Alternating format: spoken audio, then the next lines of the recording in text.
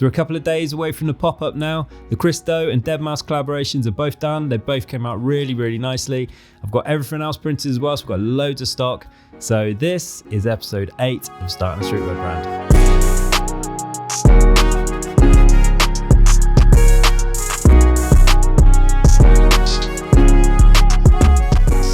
So it's been a mental last couple of weeks. I've been printing and just putting all this stuff together really. So we've got some new stock in as well. This hoodie that I'm wearing is one of them. It's a really, really nice hoodie from Portugal. We've got joggers as well to match that. So we're gonna be doing a lot of stuff with them.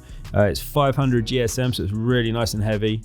It's French terry as well. So it's got a real nice feel, really, really durable.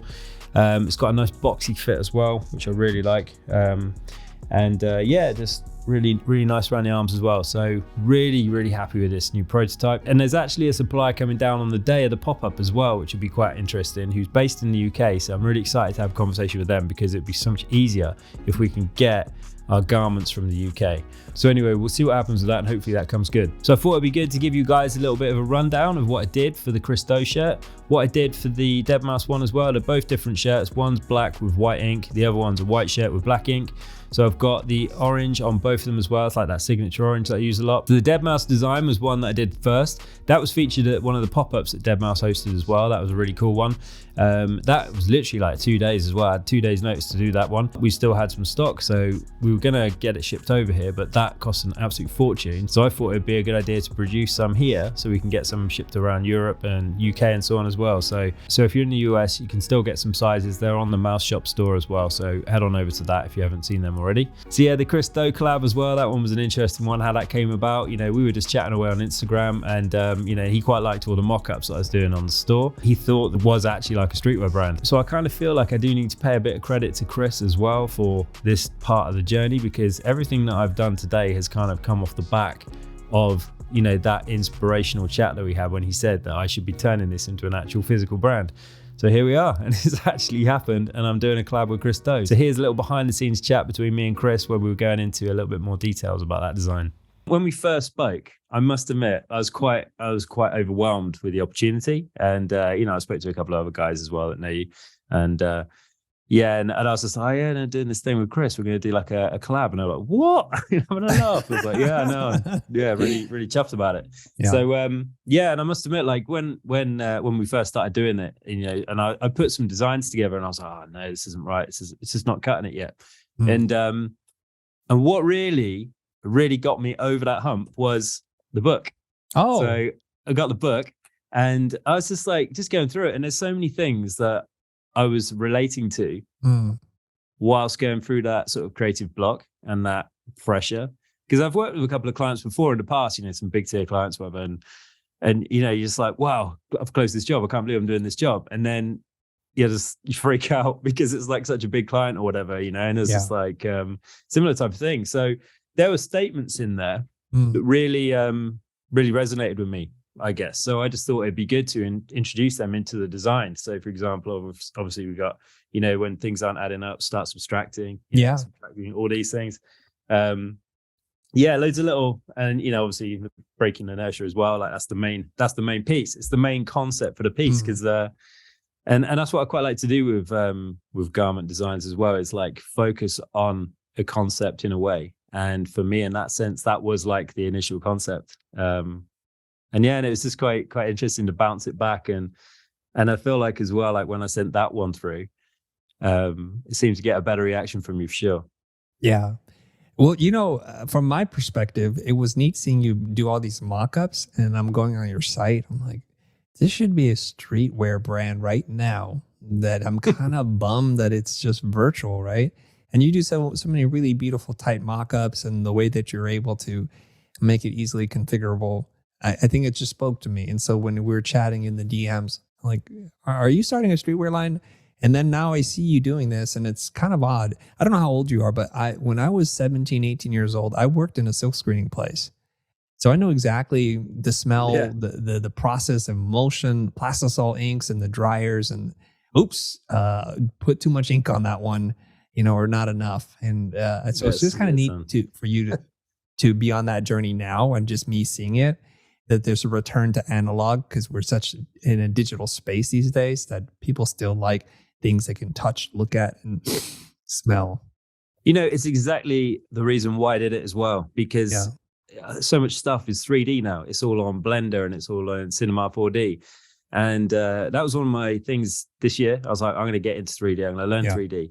And just a weird sense of pressure that was really random. There's no need to learn 3D for me, really.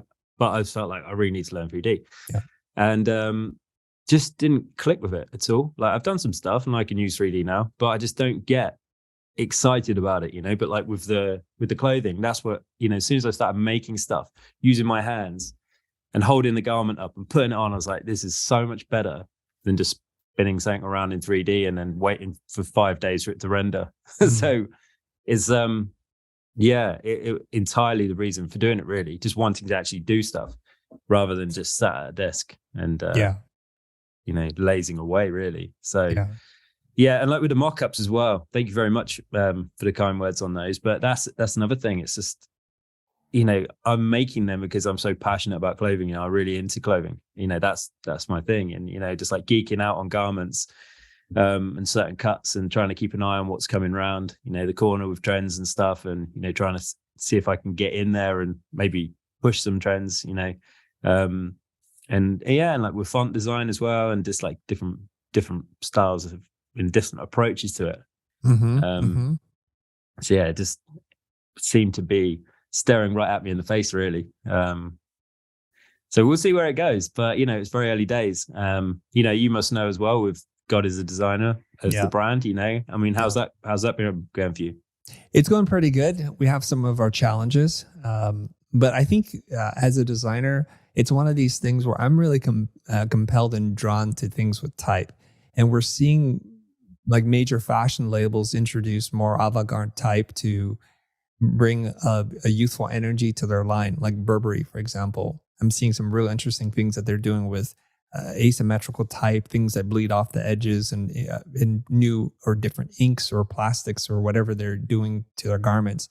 I see that. And then I think Virgil Abloh, God rest his soul, was doing some really interesting with type and ubiquitous design elements and utilitarian design and elevating it to a higher status. And it's very exciting. And whenever I can get the chance, maybe one of my childhood dreams was to be involved in a fashion apparel company and then put my stamp of design aesthetics or even my ideas into print.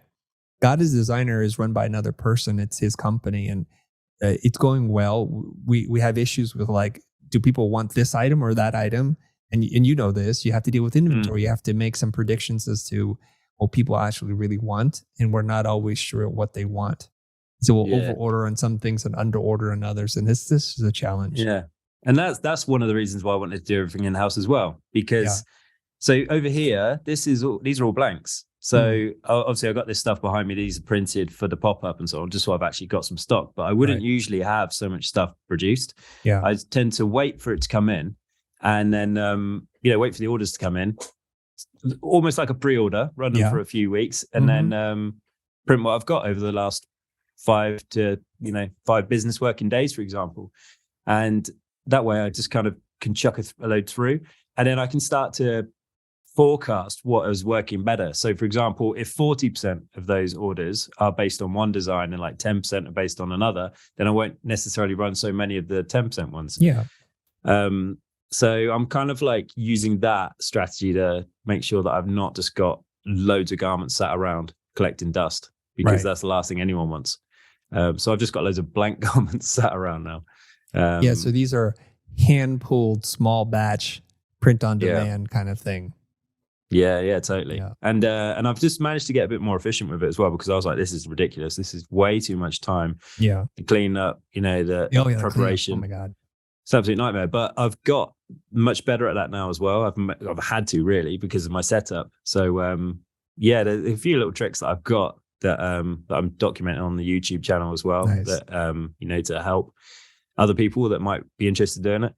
I did a live stream the other day on Instagram, and a couple of people were asking a few questions about the setup and so on. So nice. It's nice. It's nice to be able to bounce some ideas around and, share some of the things, especially the failures as well. They seem to get the best reaction. Because I've had some heavy fails, that's for sure. Yeah. But it's all part of it. But I feel really confident now. Like anytime I'm printing, I'm just like, yeah, this is solid. I feel like I don't want to jinx it, but I feel like I've kind of you got the hang of it now. Got over the hump, yeah. But the learning curve, well, it's steep, very steep. Yeah. So I just want to let everybody know, this is me cutting the promo here. I just want to let everyone know, if you're a fan of design and typography, you like streetwear and just really well-made heavy-duty garments, and you want to support both Studio Innate and the Future, well, we have this collaboration, this idea that was born, I guess, in the way that everything is born on the internet, just by messaging one another. And I've been into your stuff, and it was kind of neat that, hey, we're having a dialogue and a relationship, and then there's this collaboration that now has a real tangible outcome.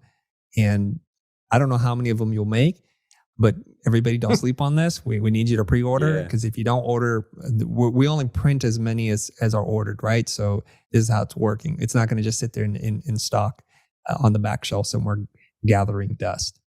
Yeah, that's it. That is exactly it. And so whatever's ordered during that pre-order window, that's it. Those are the orders that go through. And that's what we're going to produce. And worldwide shipping as well on that as well. So we can, obviously facilitate all of that. And I think as well, it's always just so good as well to see what everyone thinks as well. Like, when we get tagged in it. So tag me and Chris, so we can see it when when it arrives, and the unpackaging as well. Yeah, because it's and that's it. All the little details of unboxing stuff and the packaging. It's all those little details are so important too. And it's all done by hand. It's all done here. So done by your hand, isn't it? Done by my hands, yeah. And my wife as well. She helps out a lot. She's doing all the like labels and stuff, and helping with other bits and promo and like fashion shoots and stuff. So we're doing like a big shoot soon, and she's sort of like leading all of that. That's her thing. So, and it was her idea to do the pop-up as well. That's her industry really, events and so on. So, very cool. Yeah, it should be fun. Anyway, thank you so much, Chris. Really appreciate it. And I'll get one of these in the post to you as well. Sweet. See what you think. Yeah. Thank you.